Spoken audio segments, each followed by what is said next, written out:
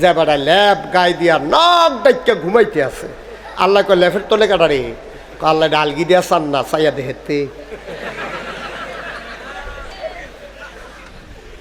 কি ধরে তুই বলে নামাজ পড়ছ, তো ল্যাফের তলে তুই ঘুমাইতেছ।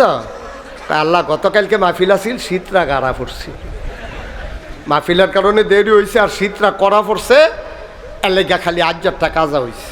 ভাই কোনো কিছু আপনি গোপন করতে পারবেন না, লুকানোর কোনো ক্ষমতা নাই, সব কিছু আপনার চোখের সামনে ভেসে উঠবে।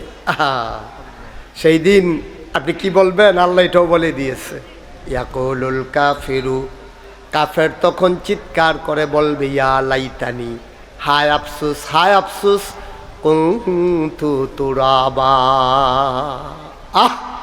আমি যদি মাটি হয়ে যেতাম। আচ্ছা, মাটি হতে চাইবে কেন? এটার ব্যাখ্যায় মুফাসসিরিনে কেরাম বলেন, আল্লাহ তাবারক ওয়া তাআলা এই মানুষের বিচার করার আগে সকল জীবজন্তু জানোয়ারের বিচার করবেন।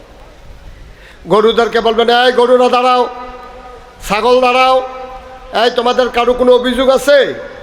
তো একটা মেত্রা মার্খা গরু একেবারে আড্ডি বাড়ুন না, এটা কেউ আল্লাহ আমার একটা বিচার আছে। কয় কি? কয় হেবাড়া এই মুদিমালের দোহান আছিল, হেবাড়া শখ কইরা একটা ব্যারেস গরু ফালতো, তো এবার আর ভুসি টুসি যেটি উফুরতেন না খাওয়াইতো, রাপ খাওয়াইতো, এবার আবার ব্যারেস গরুটার শিং দিয়ে চক্কাই রাখতো। এমনি ব্যারেস গরু আবার রাখছে শিং চক্কাইয়া। আর আমার মালিক আছিল রিক্সাওয়ালা, গরিব মানুষ, আমার কোনো মতে এই যে দীর্ঘা দিয়া রাখতো সহালে, আর সন্ধ্যার পরে নিয়ে নিত, দুগলা ফ্যান ট্যান থাকলে দিত, আর না হইলে আমি কোনো মতে বাচ্চা আসলাম, হেডা আসিল মোটা তাজা, এটারে মা ডোয়ান্না যখন দিত আইয়ে এটা আমার একটা গুতা দিত, আমি চাইয়া থাকতাম, ফেল করে কানতাম, আমার চামড়া কতবার এটা এড়াই লাইছে, তা আমার তো আর এই ক্ষমতা নাই ফিরাইয়া দেওয়ানের, এই বিচারটা আপনি কইরা দিবেন। সুবহানাল্লাহ বলবেন না? আল্লাহ বলবেন, ওকে ফাইন, এবারে মোটা গরু তুমি চিকন হয়ে যাও, চিকন গরু তুমি মোটা হয়ে যাও, ওই মাত্রা মার্কা রিক্সাওয়ালার গরুটা এটা মোটা হয়ে যাবো গা, আর যেটা মোটা গরু এটা আল্লাহ চিকন বানাই দিব। এই মাত্রা মার্কা গরুটার উফের শিংগুলো চক্কা চক্কা হইব, আল্লাহ কইব তোরে যতটা গুতা দিছে এতটা গুতা দে। এখন হাতে চাইয়া রয়েছে, এখন তো গুতা খাওয়ান লাগবো, তো এই কতক্ষণ গুতাই সেটা আমার নত হয়ে গেছে গা, কাল্লা সবজি দিয়া সারছি না, তারপরও একটা হইছে, মোটামুটি একটা ইয়ে হয়েছে। এবার আল্লাহ বলবেন, সরছে তোমাদের আর কারো কোনো বিচার আছে? তো সব গরুরা বলবে, জি না আল্লাহ। আল্লাহ বলবেন, কুনু তুরাবা, সব জন্তু জানোয়ার মাটি হয়ে যাও, এটাই তোমাদের বিচার, মাটি হয়ে যাও, সব মাটি হয়ে যাবে। এখন কাফের যে তে তো দেখবো নমুনা খারাপ, গরুরে তো মাটি বানাই লেছে, আমার তো কি চালাইব, অহন কিতা কর, তখন এই গরু যে মাটি হইব এটা দেখছে, দেখা সেটা কাফেরারা চিৎকার করে বলবে, ইয়া লাইতানি, হায় আফসোস, হায় আফসোস, কুনতু তুরাবা, ওই গরুর মতো আমিও যদি মাটি হয়ে যেতাম তাইলে কতই না ভালো ছিল। আল্লাহ বলবেন, না, তোমাকে তো মাটি বানাবো না, কারণ তুমি তো মানুষ, আশরাফুল মাখলুকাত, সৃষ্টির সেরা জীব, তুমি ভালো বুঝো মন্দ বুঝো, লাভ বুঝো লস বুঝো, আফন চিনো ফর চিনো, তুমি আল্লাহ চিনো নবী চিনো, তোমার জন্য কোরআন দিছি, কিতাব দিছি, তোমার সামনে ওলামায়ে কেরাম ওয়াজ করছে, তুমি সেই ওয়াজ শুনছো, বুঝছো, কিন্তু নফসের তাড়নায় পড়া দুনিয়াবি স্বার্থের কাছে তোমার বিবেককে বিসর্জন দিয়া তুমি লোভ লালসায় মত্ত হয়ে গেছো, ঠিক কিনা কও? তুমি যে নূহ নবীর নৌকা বানাইতো কইলা, নূহ নবী নৌকা বানাইলো, নৌকা বানানোর পরে বৃষ্টি শুরু হইল, তুমি আল্লাহ ডাক দিয়া কইলা যে নূহ, তোমারে যারা নবী মানে, আমারে যারা আল্লাহ মানে, তারারে নৌকা উঠাও। আমি তো তারারে লইছি, এখন আমার ফুতে কেন আনে, আমার তো আল্লাহ মানে না, তো তারে ধর তুলতাম পারছি না। তো তুমি কইছ যারা আমারে আল্লাহ মানে না, তে তোমার যত আফন হোক তারে কিন্তু নৌকা তুলন যেত না, আমিও তো লইছি না।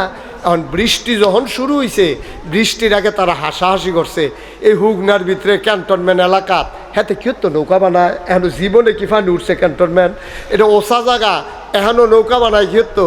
যখন বৃষ্টি হওয়া শুরু হয়েছে, একাধারে বৃষ্টি হয়েছে দিন রাত মিলে 40 দিন, কয়দিন না কথা কনা, কয়দিন বৃষ্টি হইতে হইতে হইতে হইতে হইতে হইতে হইতে ফুকুর বসছে, খাল বসছে, নদী বসছে, রাস্তা ডুবছে, বাড়ি ডুবছে, গাছের মাথা ডুবছে, টিনের চালো পানি উঠছে, ডুবতে ডুবতে পাহাড়গুলো ডুবছে।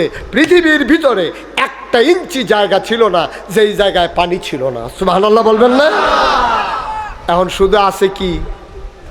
এই নৌকা। মাশাআল্লাহ, কি আছে? এই নৌকা ছাড়া আর কিচ্ছু নাই, সব নৌকার ভিতরে উঠছে। এখন নূহ নবীর ফুত, কি নাম না?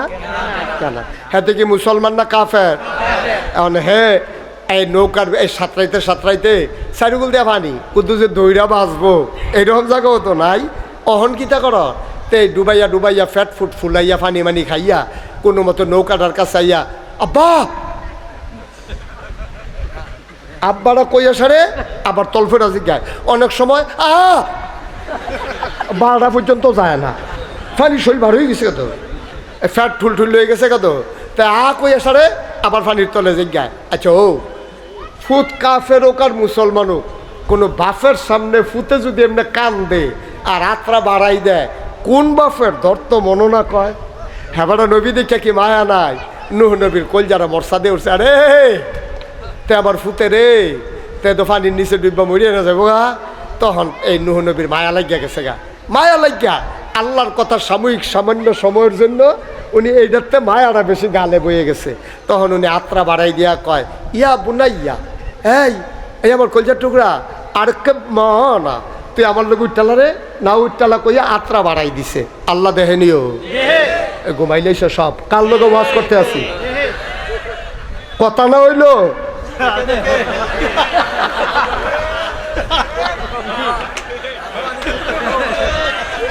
বদলা বদলি বলে না। কি কোন সভাপতি সাহেব, বদলা বদলি করে না, কথা না কইলে থাকতেন পারতেন না। এটা হেই হুজুর না, এই ফুতের লেগে মায়া লাগেনি রে।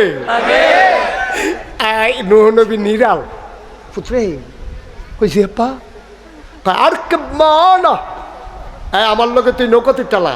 আল্লাহ শুনে নিও, আল্লাহ জানে নিও, আত্রা দিয়েছে আল্লাহ দেখে নিও, দেখা দলাইছে। এবার আল্লাহ কয়,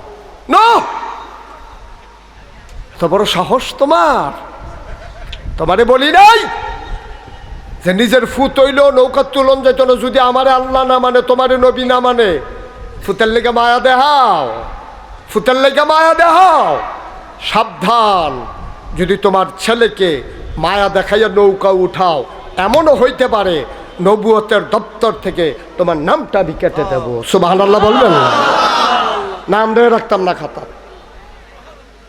আল্লাহ সমাজদার এমনি এমনি সুন্দর রাখছে না, ও সমাজদার এমনি এমনি সুন্দর রাখছে না। সমাজদারে সুন্দর রাখতে গিয়া আল্লাহ প্রথম শাসন করছে আপন মানুষটিরে। আরও সহজ করে কই, আবুল কালাম আজাদ ভাই বিএনপি নেতা, এখন উনার ফলায় মনে করেন একটা অন্যায় করছে, উনি যদি রাজা মেহের স্কুলের মাড়ো হালাইয়া ওনার ফুতেরে সিহন জিংলা দিয়া এমনি ফিডা শুরু করে, এই গ্রামও অন্যায় করার কেউ সাহস পাবে না, ঠিক কিনা? মানুষ কি কইব, আর এবারে তো নিজের ফুতেরে তুই 40 কিলোমিটার গেলা সারা, কিন্তু আমরা দেশে উল্টাটা, আমরা দেশে উল্টাটা। মন্ত্রীর ফুতে গাড়ি সাফা দিয়া মানুষ মাইরা লাইছে, এটার আর বিচার নাই।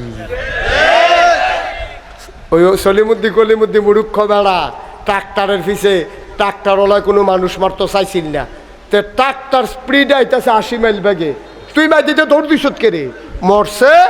সেই কারণে ট্রাক্টারওয়ালার এই ফাঁসি হইছে। আর তুমি ইচ্ছা কইরা মদ খাইয়া নেশা কইরা তুমি মন্ত্রীর ফুত, তুমি গাড়ি চালাইতে আসো, এই গাড়ি এই ফেল যায় কতক্ষণ, এই ফেল যায় কতক্ষণ, আরেকবার আর বাড়ির ভিতরে গিয়া মানুষ মাইরা লাইছ, তোমার কিচ্ছু হয় না। এই জন্য বাংলাদেশে সুশাসন কায়েম হয় না, ঠিক কিনা? কিন্তু আল্লাহ কয় না, আমার বিচার করা। তুমি নবী দেখে কি সাইডা দেন নাকি? তুমি নবী দেখে সাইডা দেয়? তুমি নবী হইয়া তোমার স্বজন প্রীতি দেখাইবা, ফুতের প্রতি মায়া দেখাইবা, আমি বরদাস্ত করব না। নো, ছেড়ে দাও হাত। যদি তুমি তোমার বাচ্চাকে নৌকা উঠাও, খোদার কসম, আমি আল্লাহর কসম, আমি এমনও হইতে পারে নবুয়তের খাতা থেকে তোমার নামটা কেটে দেব। যদি এমন হইতো, যদি এমন হইতো, যদি এমন হইতো, বাংলাদেশের যারা রাষ্ট্র ক্ষমতায় যায় তাদের সন্তানেরা অন্যায় করলে যদি তাদের বিচার হইতো, আমার খেটে খাওয়া মানুষগুলো, অজপাড়াগা নিবৃত পল্লীর মানুষগুলো, রাজা মেহেরের দেবিদ্বারের মানুষগুলো কোনোদিনও অন্যায় করার সাহস পেত না। ঠিক কিনা? ওমরের ছেলে একবার নেশার কবলে পড়ে গেছে। উনি বুঝে নাই এটা খাইলে যে নেশা হয়ে যাবে, তো এটা খাইছে, পরে উমরের ছেলের নেশা হয়ে গেছে। এই খবর উমরের কানে আইসা পড়ছে। উমর তখন অর্ধ পৃথিবীর প্রেসিডেন্ট। সুবহানাল্লাহ কইতেন না? এই মিষ্টি কুমড়াটারে একটা কূপ দিয়া 2 ভাগ করলে অর্ধেকটার প্রেসিডেন্ট ছিলেন উমর। 31 লক্ষ বর্গ মাইল স্থলভাগের প্রেসিডেন্ট ছিলেন উমর। জলভাগ সহ অর্ধেকটা পৃথিবীর প্রেসিডেন্ট ছিলেন উমর। এই উমরের কানে খবর আইছে আপনার ফুতে নেশা করছে, আপনার ফুতে। ওমর কয় তারে বান্দা নিয়ে আসো। সে ছিল অন্য জায়গায়, তারে বান্দা আনছে, নামাজের আজান দিছে। ওমর কয় তারে মসজিদে নববীর পায়ার লোকে বান্দা রাখো, পিলারের সাথে বান্দা রাখো, আমি নামাজটা পড়ে আসতেছি। খেয়াল করেন, বানাইন না কথা না, গল্প না। তাকে মসজিদে নববীর খুঁটির সাথে বাঁধো দড়ি দিয়া, দড়ি দিয়ে বেঁধে রাখা হলো। নামাজ শেষ হলো। ওমর আসলেন মসজিদের বারান্দায়।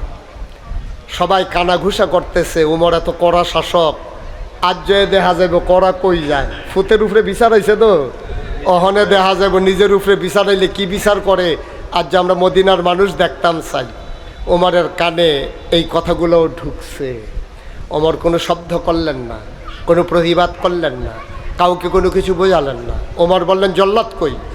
জল্লাদ বললেন লব্বাই ইয়া আমিরাল মুমিনিন। হে ওমর, এই যে জল্লাদ হাজির, চামড়ার চাবুক নিয়ে আসো। মদ পান করলে 80 দোররা।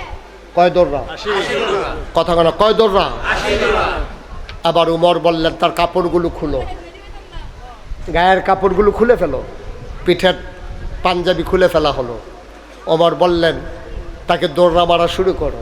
ওমর নিচের দিকে তাকিয়ে আছেন, চতুর্পার্শ্বে পিন পতন, নিস্তব্ধতা, একটা শব্দ করার সাহস কারো নাই। পর্দার আড়াল থেকে ওমরের স্ত্রী, ওই বাচ্চার মা বসে বসে কাঁদতেছেন। আমার ছেলে ইচ্ছাত করে পিটা মারে। এবার উমরের ছেলে তো জল্লাদ যখন ফিডা দেয়, এমনি ন্যায় জুড়ে খিসে আসতে। নমুনা যে ধরে মনে তার ভাইরা লাগব কি উমরে দেখ কালাইছে। ওয়াহেদ ইসনা সালাসা, 3টা গন্যা লাইছে।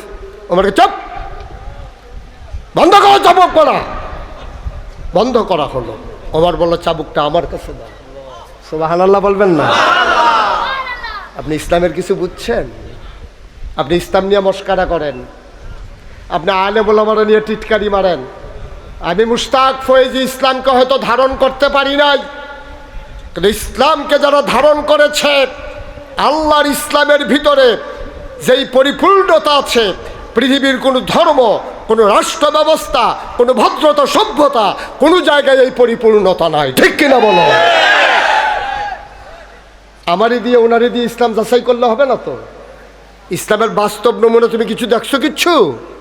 হযরত ওমর টান দিয়া চাবুকটা নিলেন, নিয়ে আবার চাবুক মারলেন। এক জল্লাদ বলতেছে 3টা হয়েছে, 4 হবে। কয় না, 3টা মিলেও আমি একটা ধরি না, তোমারগুলো হয় নাই। মারলেন একটা, চামড়ার সাথে, চাবুকের সাথে চামড়াটা উঠে চলে আসলো। হযরত ওমর আর জল্লাদের হাতে দিলেন না, নিজের হাতে চাবুক মারা শুরু করলেন। ছেলেটা চাবুকের আঘাতে আঘাতে জর্জরিত হয়ে গেল, বেহুশ হয়ে গেল। ওমরের স্ত্রী, বাচ্চার মা একজন রে দিয়া খবর পাঠাইছে, কোনো মা তার সন্তানের ব্যাপারে আর্জি করতেছে, কোনো স্ত্রী তার খলিফার কাছে, শাসকের কাছে দরখাস্ত দেয় না। দুঃখিনী এক মা তার বাচ্চার ব্যাপারে আবদার খলিফার দরবারে। খলিফা যদি বাচ্চাটাকে ছেড়ে দেয়, আর যদি বাকি চাবুকগুলা না মারে তাইলে প্রতিটা চাবুকের বিনিময়ে আমি একটা করে কি বলে সদকা দিয়ে দেব, একটা করে ছাগল আমি সদকা করে দেব। যদি বাকি পিঠাগুলা মাফ করে দেওয়া হয়। ওমর নিচের দিকে তাকাইয়া ঘর ঘর করে বললেন, এখানে বলে দাও কোনো মহিলার কোনো কথা নাই, আমি কোনো মহিলার ছেলেকে শাস্তি দিতেছি না, আমি শাস্তি দিতেছি আল্লাহর এক পাপী বান্দাকে। বাপ বাপ বাবা, একটা বর্ণনা এসেছে সবগুলো আঘাতের আগেই ছেলেটা মারা গেল, এখনো কয়েকটা দৌড়া বাকি রয়ে গেছে। ওমর চিন্তা করলেন এখন কি করা যায়, আমি তো হুকুমটা পালন করতে পারলাম না, 80টা দৌড়া তো দিতে পারলাম না। ওমর বলল তাকে কবরে শোয়াও, বাচ্চাকে কবরে ঘুম পাড়ানো হলো।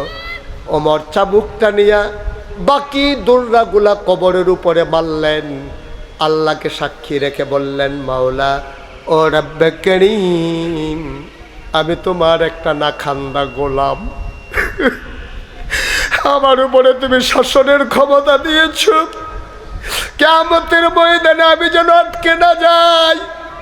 আমি যতগুলা পেরেছি জীবিত অবস্থায় তার পিঠে মেরেছি, বাকিগুলা তার কবরের উপরে মারলাম, আমাকে মাফ করে দিও।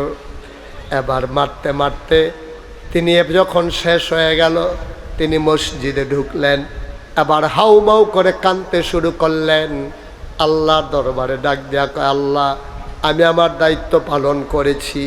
ছেলের নাম ধরে বলতেছে, ও আমার সন্তান, ও আমার কলিজার টুকরা, ভয় পাইস না, দুনিয়ার আঘাত কোনো আঘাত না, আমি আমার দায়িত্ব পালন করলাম, তুমি তোমার শাস্তি নিয়ে নিলা।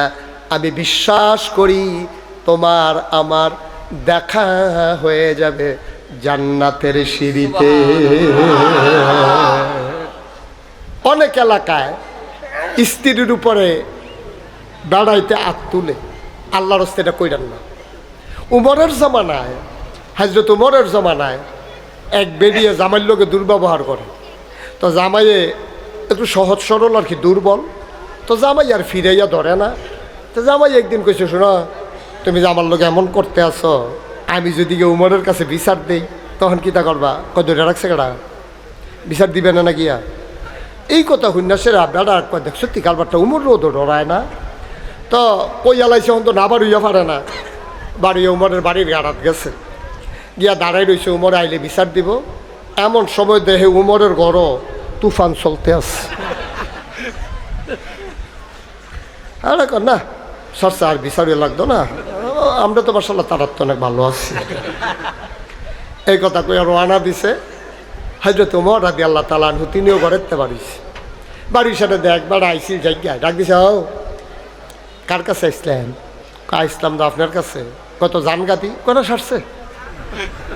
সারছে কি তা কোন ওই যেই কারণে আসলাম বুঝইছে কাউ কিতা। আরে কিতা কইতাম, আইসলাম আপনার ওয়াইফের ব্যাপারে একটু বিচার দিতাম, আইয়া দেখি আমার ঘরে তো হুদা আগুন, আপনার ঘরে দি দাও দাও। কি বিচার দা এলাকে বুঝলে যা গেতেছে। আচ্ছা আপনি যখন ডাক দিছেন তো কথাটা কুদুর জিগাই কইছি কাও না। আচ্ছা ওমর, আপনি এত রাগী মানুষ, শয়তান বেড়াই আপনারা দেখলে দৌড় দিয়ালায়, হে উমরে আপনার ওয়াইফে আপনার লোক এইরকম করে আপনার সাথে উঠে না? ওমরে কয় কিতা কইতাম রে, স্যাদ বিলে উঠে না, স্যাদ দৌড়ে কয় তো কিছু করেন না, কয় করতাম লই আটকা একটা কথা মনে ফুটা জিজ্ঞাসা, আপনারও মনে ফুটা মনে করে রাখেন। ওমর কয় মহিলাটা যখন আমার সাথে একটু গরম ব্যবহার করে আমারও রাগ হয়, কিন্তু আমি একটা কথা চিন্তা করে আর রাগ হই না। আমি চিন্তা করি এই মহিলাটার বাড়ি কোনো এটা না, মহিলা আমার কাছে বিয়ে বইছে, বিয়ে বসার কারণে মহিলাটা নিজের মা ছাড়ছে। খেয়াল করেন, মহিলাটা নিজের রাজা মেহেরার এক বেড়ায় মনে করেন বিয়া করছে মরিসা, মরিসার মাইয়াটায় বিয়া বওয়ার কারণে মা ছাড়ছে, বাপ ছাড়ছে, বাড়ি ছাড়ছে, ঘর ছাড়ছে, যেই বালিশটাত মাথা রাখতো এই বালিশটাও হালাই আইছে। শুধু ভাই বোনটি বেড়াইয়া আফা আফা কইয়া কাঁদছে, কিন্তু তাই বিয়া বওয়ার কারণে আইয়া পড়ছে রাজা মেহার। ও মুসলমান, হযরত উমর কয় এই মহিলারা আমার কাছে বিয়া বইয়া বাড়ি ছাড়লো, ঘর ছাড়লো, মা ছাড়লো, বাপ ছাড়লো, নিজের বালিশটাও ছাড়লো, ভাই বোন ছাড়লো, বাড়ি ঘর ছাড়লো। সব কিছু যদি মহিলারা ছাড়তে পারে, আমি বুঝি মহিলারা রাগটা একটু হজম করতে পারি না। মুরাদনগর মাহফিলও গেছি পরে হুজুর আগে খাইয়ালো। আমি আনো কী কী ব্যবস্থা করছো আনো, দেখি যে ট্যাংরা মাছ, শিং মাছ এটা শুনছে। আমার পিএসে কইছে হুজুর গুড়া মাছ পছন্দ করে, দেশি মাছ। ট্যাংরা মাছ আনছে, শিং মাছ আনছে, কই মাছ কি হ্যাঁ, কই মাছ দেখলে আপনি ডরাই লইবেন। প্লেটও যে কই মাছ দিছে অর্ধেকটা করে 2 গুল দিয়া বাড়ি রইছে। আমি ওটি করতে আনছ, হুজুর ডাকাততে আনছি। আমি মাছের দাম কীরকম? একটা মাছ 1200 টাকা। একটা মাছের দাম কত? আর ওহনের কথা না, আমি 5-6 বছর আগে একটা মাছের দাম কত রে? এবার বুঝো কই মাছটার সাইজ কীরকম।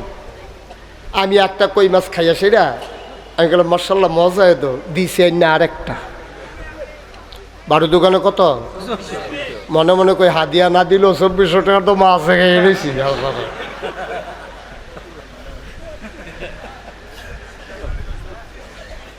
ট্যাংরা শিং খাইয়া সেই রাতে আমার হাত দাইদা খাওয়া জোর করে ওখানে ফ্যাটটা ঠুল হয়ে গেছে। আমি চিন্তা করতেছি আজ যাবো তো ওয়াজ হইতো না, খাইয়ে গড়েন তো হইতালাউনটা বুঝেই নেব না। তে করছে কি তা দৌড় দিয়া আইয়া সেটা খুঁজো ভুল হয়ে গেছে। কি ভুল? আপনার যে ডায়াবেটিস মিষ্টি খাইতেন পারেন এটা জানি, এই জন্য ডাহাতে অর্ডার দিয়া মিষ্টি বানাই আনছি 1400 টাকা কেজি। আমি আনো বক্সটা আনছে পরে চাইয়া রইছি। কান্দন যাইব, খাওয়ন তো যাইত না, কতক্ষণ চাইয়া থাকিয়া না এটা হইতো না। রাহ পরে তারে কইলাম যে এটি খাইতাম পারতাম না, এটি যত্ন করে রাখা দে, 2 ঘন্টা ওয়াশ করলে থাকনার লোকে কুতুর খালি হইলে এহাদরা খায়াম, কেউ রে ধরত দিও না, বাহিরি গাড়ি দিয়ে দিও, রাইকা খায়াম। এর দূরে তো জিন্দগিটা পারলাম না তো, ওকে সত্য একটা মিষ্টি খাইতাম পারলাম না তো। আমি কেন এত পাড়াপাড়ি করেন, তাড়াহুড়া করেন? কি করবেন আপনি? পেটটা ভইরা গেলে আপনি পিটানো যাবে, আপনি খাইতে পারবেন? আপনি তো এক রাইতে 4 খানো ঘুমাইতেন না, তা আপনার এত জায়গাত বাড়ি কেড়ে আপনার যে ডাহা বাড়ি, এখন হয় না মালয়েশিয়া, হ্যাঁ নয় না সেকেন্ড হোম কানাডা, কে এতটা নাদান কেড়ে আপনি? আপনি যদি দোহানো গেছেন মাল কিনতেন, গিয়া দেখেন মাল নাই, তো আপনি কী থাকবেন? এটা লইয়া বইয়ের ওষুধ কীর্তি বন্ধ কর, মাল নাই, দোহান লইয়া বইয়া রয়েছে। সহজ হিসাব দোহানো মাল নাই, আপনি কেমন এটা আন্ডারটা লইয়া বইয়া রয়েছে কীর্তি না বন্ধ করা। হ্যাঁ তার দোহানো মাল নাই, এটা তো আপনার সহ্য হয় না।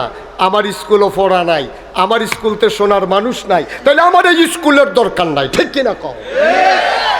তুমি রাস্তায় পিচ করলে একটা রাস্তা এমনভাবে করা হয়, আপনার তো শিডিউল জানেন না, নিয়ম কানুন জানেন না।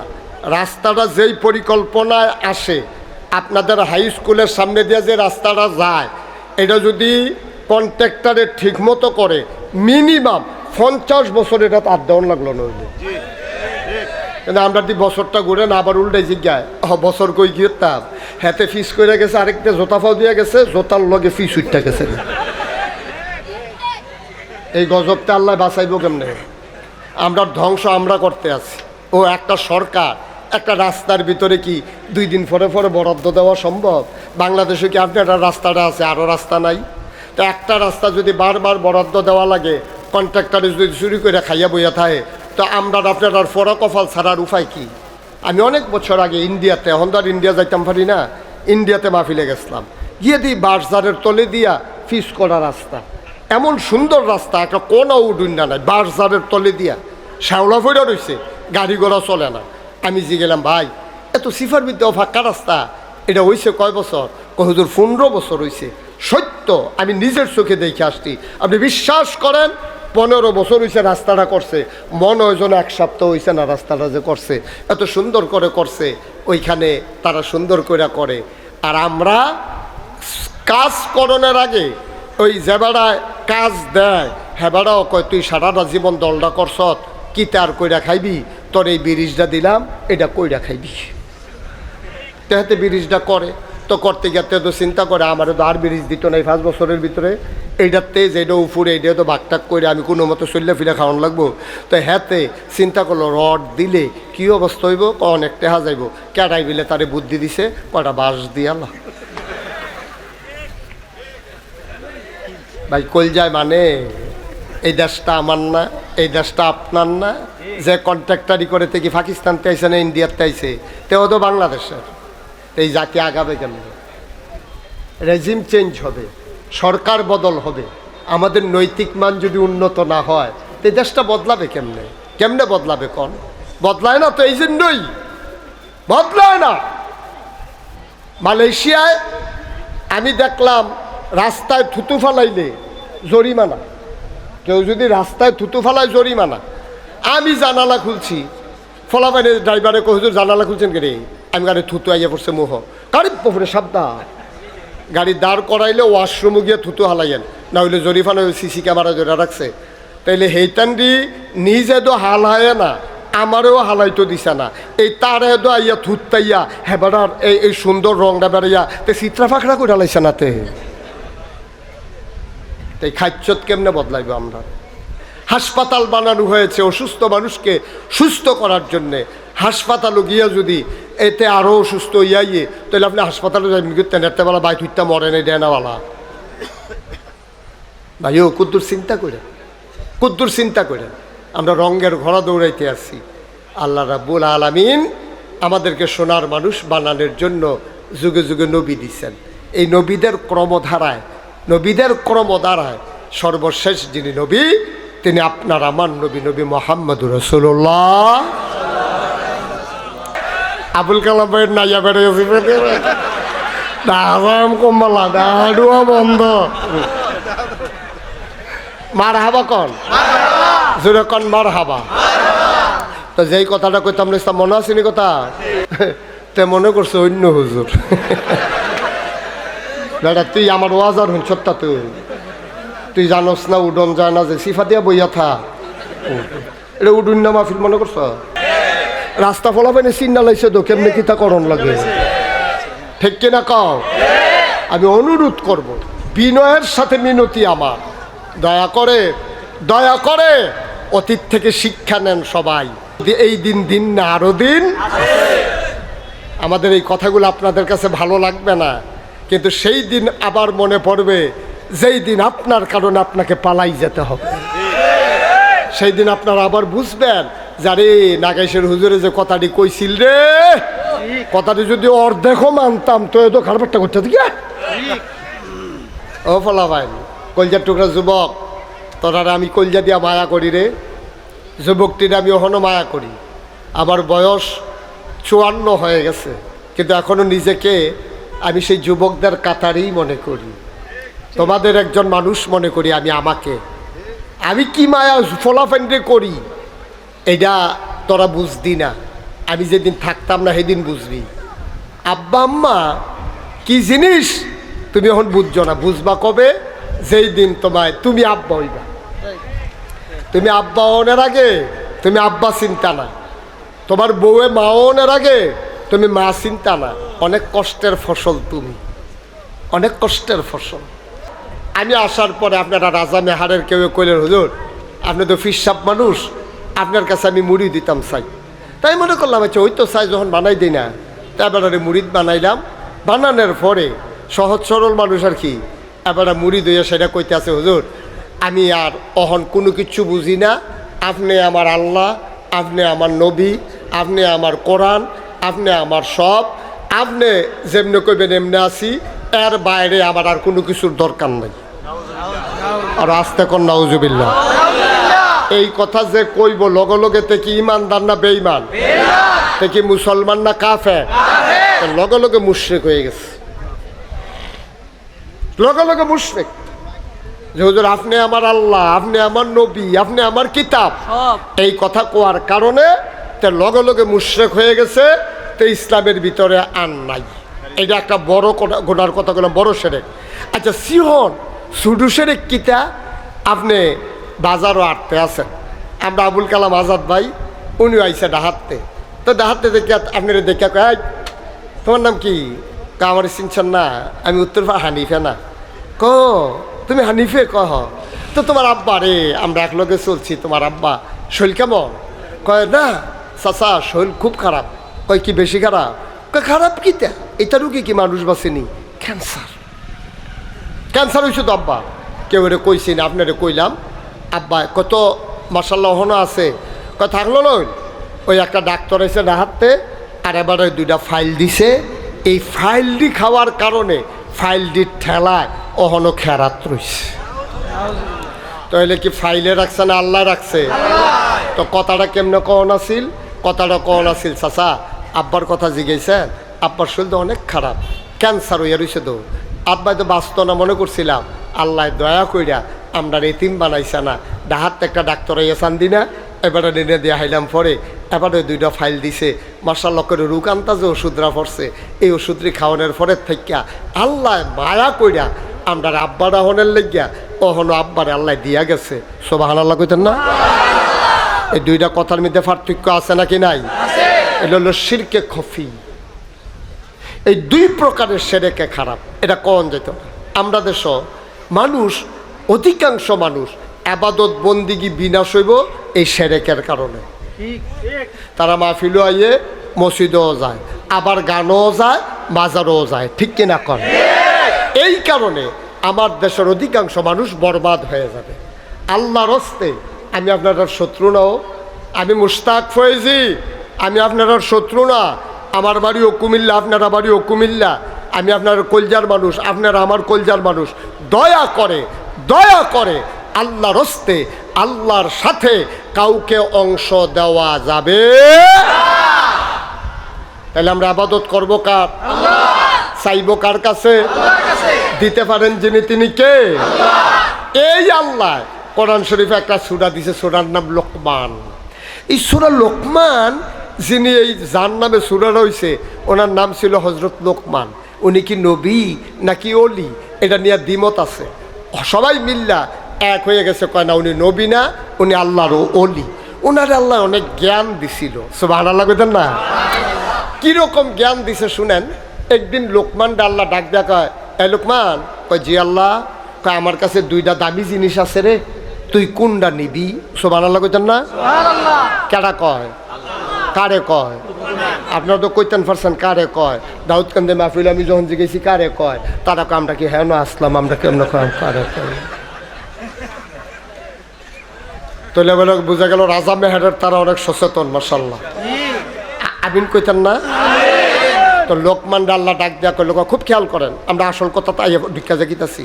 লোকমান আল্লাহ ডাক দেয়া কয়, লোকমান আমার কাছে 2টা দামি জিনিস আছে রে। কয়টা? কয়টা? তুই কোনটা নিবি? তো লোকমান বুদ্ধিমান মানুষ তো আফে তাফে কই না না, তো আমরা হইলে তো কইলাম দেন 2টাতে কুদ্দুর কুদ্দুর দিয়েন। আপনার কাছে কি আর কম আসেনি? দিয়েন 2টাতে। লোকমান কে আল্লাহ আপনার যে 2টা দামি জিনিস আগে কুদ্দুর কোন লাগবো, জিনিসটির নাম কিটা? আমি আর আগে কইতাম পারতাম না। আল্লাহ কে আরে 2টা জিনিসের একটার নাম হলো নবুয়ত, আরেকটার নাম হলো হিকমত। আমি হয় কেউ রে দয়া করে নবী বানাই, আর না হইলো কেউ রে বুদ্ধি দেই। তুই কি নবী হইবি না বুদ্ধি নিবি? সুবহানাল্লাহ কইতেন না? লোকমান আল্লাহ এটা বুঝা কন লাগবো। একদিন চিন্তা করিয়া আল্লাহটা ডাক দেখ, আল্লাহ আপনি যে জিজ্ঞাসলেন 2টার ভিতরে কোনটা নেন, ঠিক করছি। কয় কোনটা নিবি?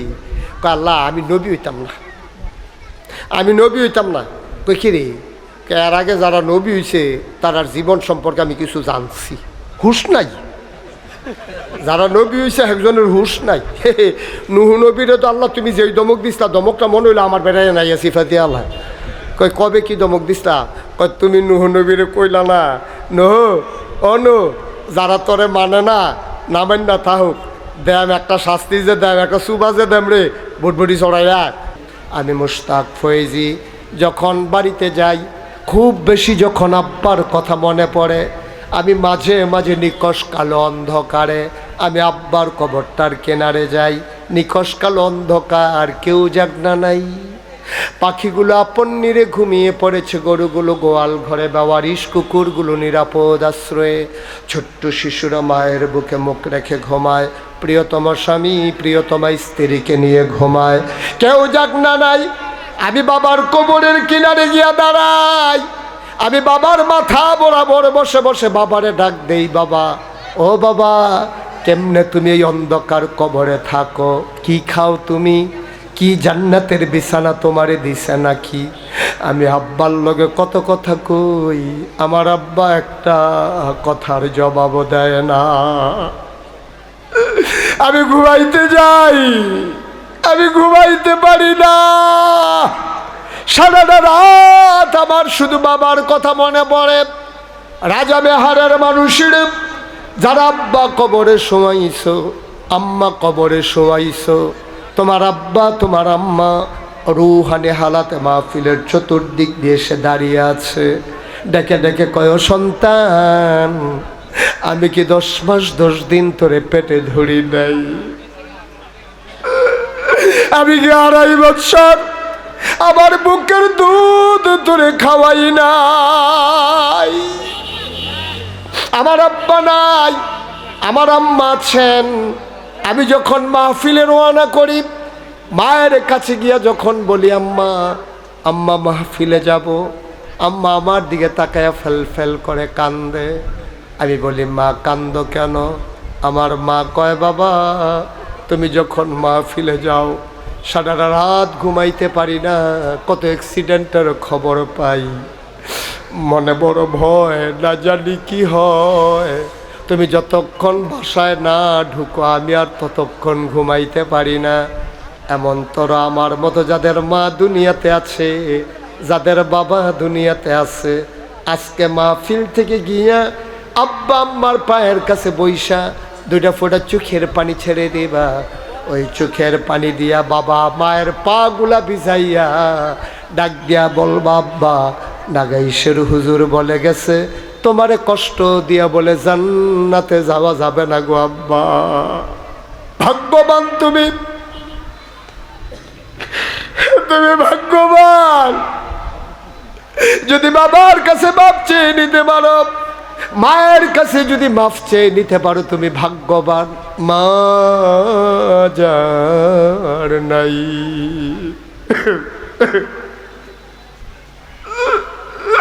মা যারা কবরে শোয়াইছ, আজকে মাহফিল শেষে মায়ের কবরটার কাছে গিয়া দাঁড়াইবা, ডাক দিয়া বলবা, মা তোমারে কষ্ট দিয়া বলে জান্নাতের মুখ দেখা যাবে না গো মা। মা গো মা, মা ও মা কবরে তুমি কেমনে থাকো? আমি তোমার সন্তান, মাফ করে দাও। মায়ের কথা মনে করে, বাবার কথা মনে করে সবাই মিলে আজকে মাপ চাইব। মায়ের আর বাবার কবরের আযাব যেন আল্লাহ বন্ধ করে দেয়। কোন আমিন। নামাজের মতো করে বসেন দয়া করে। যারা দোকানপাটে বসে আছেন জলদি করে চলে আসেন। পর্দার আড়ালের মায়েরা বোনেরা একটু বসেন, আম্মা একটু বসেন। প্রতিদিন এখানে মাহফিল হয় না আম্মা, আজকে সবার আব্বা আম্মার জন্য আমরা দোয়া করবো। একজন লোক উঠেন না, যারা দাঁড়িয়ে আছো বসো, বড় বসো, সবাই বসেন। আর যারা আছি আমরা নামাজের মতো করে বসেন। সবাই চলেন, আব্বার নামে আম্মার নামে আমরা দোয়া করে দেব, আর নিজেদের গুনাহগুলো মাফ চেয়ে নেব। আল্লাহ যেন আমাদের সবাইকে কবুল করে। সবাই কোন আমিন। সবাই আমার সাথে পড়েন, আউযু বিল্লাহি মিনাশ শাইতানির রাজিম, বিসমিল্লাহির রহমানির রহিম, আস্তাগফিরুল্লাহ রাব্বি। আমরা তওবা করতেছি কার কাছে? গুনাহ করছি কার কাছে? ভাই একটা কথা বইলা যে আপনার আমার এলাকার মানুষ, গত তিন দিন ছিলাম নরসিংদী এলাকায়, আর আগের দিন ছিলাম আপনার বগুড়া, একেবারে বগুড়া, ওইখানে মাহফিলে গেছিলাম আদমদিঘি, আর 3 দিন ছিলাম নরসিংদী এলাকা। আজকে এখানে আছি, আগামীকালকে মুরাদনগর, আর পরের দিন চলে যাব একেবারে লক্ষ্মীপুর নদীর পাড়ে। এরপরে আর জনপদ নাই, বিভিন্ন জায়গায় দৌড়াইতেছি। আপনার তো আমার ঘরের মানুষ, আপনাদের অধিকার বেশি। এই যে একতা যুব কল্যাণ সংঘ, আমি তাদেরকে জিজ্ঞেস করেছিলাম সভাপতি কই আপনাদের কার্যক্রম, এই যে না আপনাদের কার্যক্রম কি? কই হুজুর বছরে একটা মাহফিল করাই, আবার সুখে দুঃখে মানুষের পাশে দাঁড়াই। আমি গর্বে আমার বুকটা ভরে গেছে। আপনাদেরকে অনুরোধ, এই রাজামেহার গ্রামে যেহেতু একতা যুব কল্যাণ সংঘের সাথে যে মানুষগুলো জড়িয়ে আছেন, আমি যাদেরকে দেখলাম এখন সবাই অর্থনৈতিকভাবে স্বাবলম্বী হয়ে গেছেন, বয়স হয়ে গেছে। আপনারা পুরা রাজামেহার গ্রামে একটা তালিকা করবেন কোন সব বাচ্চারা টাকার অভাবে লেখাপড়া করতে পারে না, এটার তালিকা করে আবুল কালাম আজাদ ভাইয়ের সাথে কথা বলবেন। আরও যারা এলিট পার্সন আছে সবাইকে নিয়ে বসবেন। যদি 10টা পরিবার পাওয়া যায় অথবা 20টা বাচ্চা পাওয়া যায়, তাদের লেখাপড়ার জিম্মা একতা যুব কল্যাণ সংঘ নেবে, এটা আমি দাবি করি ইনশাআল্লাহ। এইভাবে যদি রোজার ঈদের সময় 1 কেজি সেমাই, 2 কেজি চিনি, কদুর কিশমিশ, কদুর এলাচি, দারচিনি, লং, তারপরে 1 কেজি গরুর গোশত, একটা গরু জব করলো যুব কল্যাণ সংঘের পক্ষ থেকে, 100টা ভাগ করলো করে, সেটা যারা অসহায় খেটে খাওয়া মানুষ, গুস্তের মুখ দেখে না, একেবারে যাচাই করে, এটা তো সরকারি কাম না যে দলের লোক চাইয়া চাইয়া দেওয়ান লাগবো, যাচাই কইরা যারা একান্তই নিডি তাদেরকে যদি 100 গুস্তের ভাগ দিয়া দেয়, 100টা প্যাকেট করে যদি কদুর ইফতার ফাড়াই দেয়, কদুর সেমাই ফাড়াই দেয়, তাইলে তারা যেমনি আগাইছে মাহফিলটা নিয়ে এই সমাজটাকে বদলানো তাদের জন্য সহজ হবে। ঠিক কিনা কর? এটা আমি দাবি করি। আমি মুশতাক ফয়েজি। আই কিরে কিতা তোর সমস্যা কিতা? আমি মুশতাক ফয়েজি মাহফিলের ভিতরে লুক উডৌডি যে পছন্দ করি না। 5-6 বছর আগে এক মাহফিল এক বুড়া বেড়া উঠতে যাইতে লইছিল, তা আমি হেবাটা ডাক দিয়েছি, মুরব্বী তাহলে তো আমরা কই ও মুরব্বী এটা কইলেন না, আমি যে এইটা কইলে যে এই কার মুরব্বী দেখে আমি বুঝছি, এইটা তো এখন সারা পৃথিবীতে চলে গেছে। গত বছর গেছিলাম হজ গেছি, পরে দেখি সুইটটা এক ফলা সৌদি আরবের আমার এত দূরে টানতে আছে। তা আমি তো হ্যাঁ তার কথা বুঝি না, হ্যাঁ তো আমার কথা বুঝে না। আমি কয়বার চোখ ফাঁক দিছি, এত চোখ ফাঁকও বুঝে না।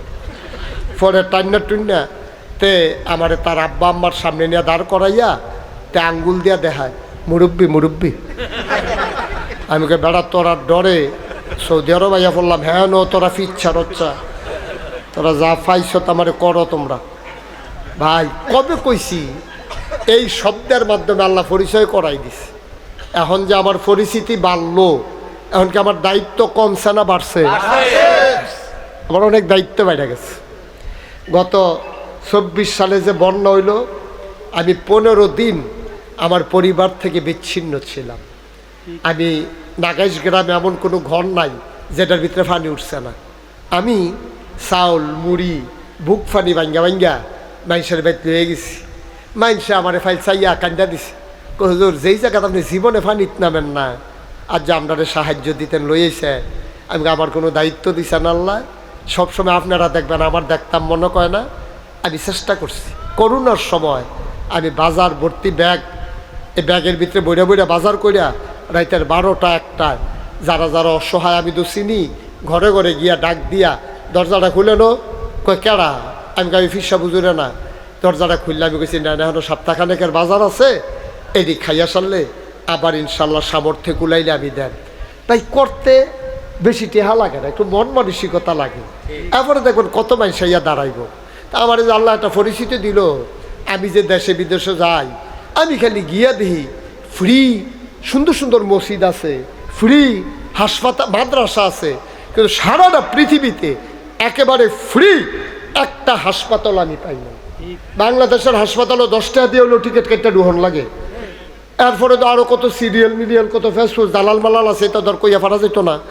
এখন আমি চিন্তা করলাম আল্লাহ যেহেতু আমার একটা পরিস্থিতি দিছে, ইনশাআল্লাহ আমি বাংলাদেশে শুরু করাম একটা ফ্রি একটা হাসপাতাল করাম। আলহামদুলিল্লাহ কইতেন না? নিয়ত করলাম একটা হাসপাতাল করাম ফ্রি, একটা মসজিদও করাম, লগে হাসপাতালও করাম। বুদ্ধিটা কিতা, মসজিদ হইয়া মন পরিষ্কার করা যাবে আর হাসপাতাল এই শরীরটা ভালো বানাই যাবে।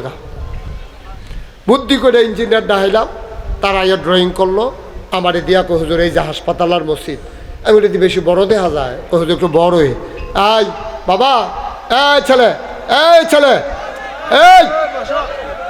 আরে ছেলেটা কি কথা শুনে না, কানে শুনে না? ও কানে শুনে না? ও আচ্ছা ঠিক আছে, ওকে, আমি মনে করছি শুনে। তো যখন আমি ড্রয়িং করে দিছি, আমি কেটে কীরকম কই হুজুর এটা একটু বড়, আমি কি কীরকম বড় কই হুজুর এটার ভিতরে ঢুকে যাবো গা, প্রায় 40 শতক জায়গা, 40 শতক জায়গা এটার ভিতরে ঢুকবো। তা আমি কইলাম এই জায়গা কিতা করন, কই হুজুর আপনার তো এখন অনেক জায়গা আছে, কদুর জায়গা দিয়ে আলাম। আমি কম দামে জায়গাটা রাখছিলাম আমার নামে, সেই জায়গার দাম হইছে এখন বাজার মূল্যে 1.5 কোটি টাকা দিলাম, 1 নম্বরে জায়গা। আলহামদুলিল্লাহ কইতেন না? এরপরে জিগাইলাম অহন ক এই মসজিদ করতে হাসপাতাল করতে কত লাগবো, কই হুজুর 30 কোটি টাকা। কয় কোটি? 30 কোটি টাকা। আমি সত্য কথা আপনার কাছে গোপন রেখে ডরাইছি। 30 কোটিটা, আমি গরিব মানুষ। আমি গেলাম বাইরে কেমনে করেন, ওই যে একটা নিয়ত করেন।